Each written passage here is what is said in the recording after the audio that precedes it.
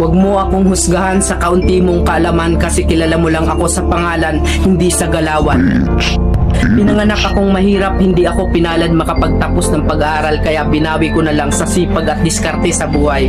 Oo, wala akong pinag-aralan pero kaya kong kumita sa lansangan na hindi mo makukuha sa taas ng iyong pinag-aralan.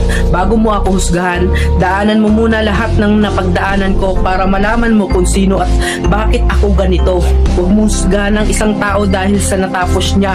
Dahil minsan, kahit yung mga taong hindi man humahawak ng diploma, daig pa nila yung nakagraduate ng may corona. Bawat tao may kanya-kanyang kwento sa buhay. Kaya bago mo sila husgahan, alamin mo muna ang kanilang pagkatao at tingnan mo muna ang sarili mo. Baka malala ka pa sa tinitira mo.